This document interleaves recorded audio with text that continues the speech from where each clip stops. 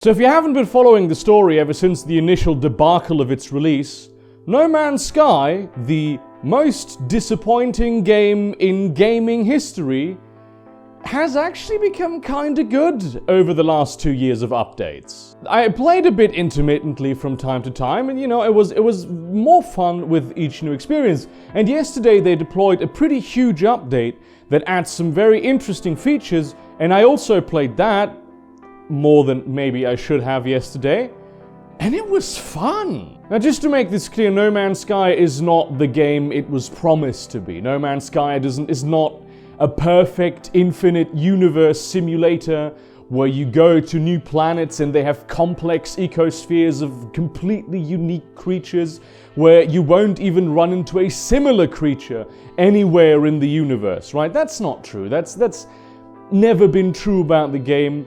But that has also improved. What the new No Man's Sky is, however, is fun. It does at times sort of feel like it could be the game it was originally promised. You feel like a sailor standing at the shore of the vast cosmic ocean, and wherever you take your trusty little spaceship, and eventually also a huge space freighter that I think you can customize more than ever these days, it's vast and it's nice, and you think that whatever direction you go into, you will discover something that will fascinate you. That feeling is worth a lot. I am one of those people who wanted to believe No Man's Sky was real before it was released, right? I really wanted it to be real. I had my doubts, but I thought, hey, it's not like some random studio is just gonna lie their asses off about this game and it's gonna be terrible. Maybe it's not gonna be quite what was promised, but hey, I have been wanting this specific game long before I knew that No Man's Sky was going to be released at some point. Long before any announcement, I have dreamed of playing a game like this. I was also aware of the fact that the game was going to be a massive failure a few days before it was released because of the leaks. I don't know how many of you remember them, but there were leaks on 4chan and Reddit where they looked into the game, into an early build of the game, which was supposed to be the release build. There was all this chaos about, oh, they're going to patch all the problems out on the first day. The fact that the game is not even close to what it is supposed to be. But that's all in the past now, and I do believe that at some point, maybe in 10 years, we will get the game that No Man's Sky was supposed to be. It's not going to be No Man's Sky. Hopefully it'll also incorporate some elements from Spore, because that also is one of the games that I've always wanted, but which they failed to pull off properly. But that is all in the far future. Let's talk about today and what you can play in No Man's Sky. They revamped the terrain generation, which actually makes the terrains look a lot more alien and sort of gorgeous in a lot of instances, right? In the past, you had maybe a planet out of 100 where you had one specific spot and you looked at it and it had the perfect color scheme and you thought, yeah, this is a really nice vista. You have these on almost every planet now. They have all have some sort of charm. They have the wildlife and the plants and the way that the landscape arches just have this sort of synergy. I actually built a base on like a huge rocky mesa that was perfectly even and dark, and when I go to the edge of that mesa I can see huge vast green forests on vibrant red grass. It's beautiful. The creatures also, I don't think they added any new parts for the creatures, which I actually think they should. However, they did definitely change the animations and their behavior, because they behave a lot more intelligently, they behave a lot more, naturally for alien creatures, and they move in a way that isn't Yankee as fuck. They changed space stations. It used to be that every space station sort of looked identical and the same, and they're still very similar. They're still the, you go down the pipe and then you can go to the left or to the right, but there's a lot of switching up.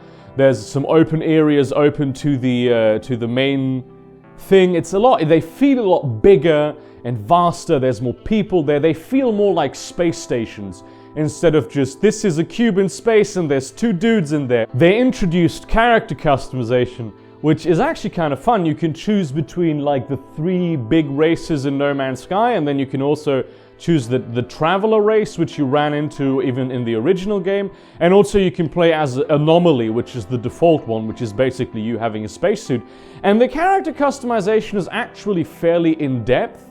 It's not like extreme, you can animate certain parts of the face levels in depth, but you have a lot of options, you have a lot of coloring options, you have a lot of patterning options, and you can do it in any space station at any time, which also you can look at your character from third person. I'm not sure if they added maybe spaceship customization when it comes to colors. That is something I would like to see in the game at some point. Speaking of customization, base building, they have expanded that massively. I told you earlier that I built this base on this rocky mesa.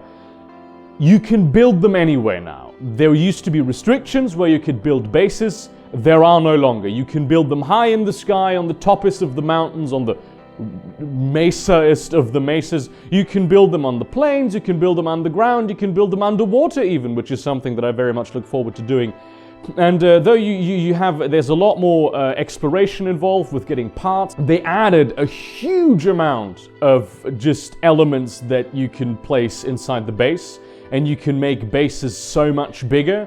So they're a lot more customizable, they're a lot more whatever you want them to be, as opposed to, you know, these, well, you have this area here, this round area, you can build a small base here, and you can only have one base in the entire galaxy. No, now you can actually have as many bases as you want throughout the entire galaxy. You can hook them up to your own teleporter network, which I didn't do with my first base, which actually was built out of wood. And even the wooden base, which is something that, you know, some games, survival games, fail at, is even the wooden base looks sort of sci-fi-ish. Another thing that they've added is 4-person multiplayer. I haven't tried it out yet, but you can invite your friends or random strangers.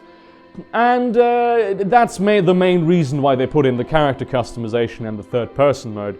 It's certainly not the MMO that was promised, but you can have like collaborative bases, you can go on each other's freighters, you can engage in like the space battles, which have also been improved a bit. I mean, every game, not every game, but every game like No Man's Sky is a lot more fun with multiplayer. And they actually have integrated functional multiplayer. I've seen some people complain that 4-person multiplayer is not actually multiplayer, and I have to respond, 4-person multiplayer is, but the definition of multiplayer, have you ever played fucking Smash? That is 4-person multiplayer. Is Smash not a multiplayer game anymore? As far as performance goes, I have seen some people have performance issues.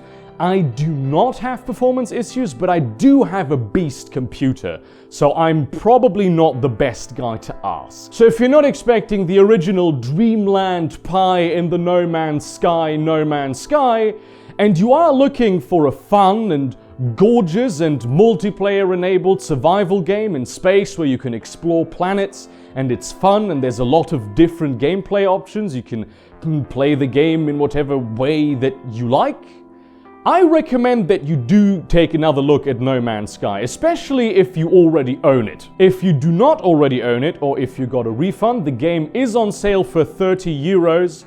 I don't know how much it is in sale for in other regions, but it is 30 euros where I am. It's 27.99 or something, but it's 30 euros, come on. Which is actually an acceptable price, I think. The price point of the game by default is still 50 bucks, which I feel is not really acceptable. That's not what the game is worth, but it is worth 30 bucks. So if you're looking to get into the game now, if you're looking to rebuy the game, definitely check out, consider it. I mean, the offer only stands until the 27th of July. But if you want to wait a bit, it's probably going to go on sale in winter or maybe in autumn. That's that. I really just wanted to update people on what is going on with No Man's Sky. I enjoy it now. I will play it when I am done rendering this video, as a matter of fact. So yeah, thank you very much for watching. Like, subscribe, all the things. I will tonight also be playing Shadowrun Hong Kong on Twitch.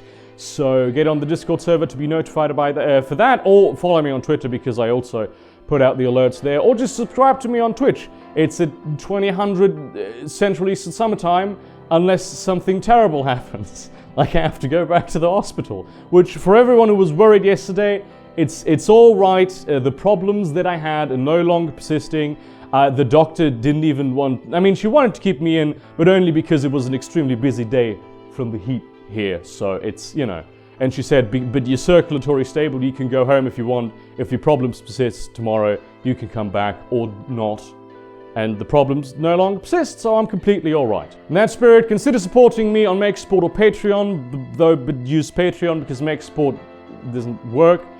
I will actually eventually put in a deadline where I will say, okay, now Make Support is you're done. But I want to be lenient. I want to be lenient because I want to have a second leg to stand on, you know? And that spirit, thank you all very much for watching. I appreciate every single one of you, even the haters, which...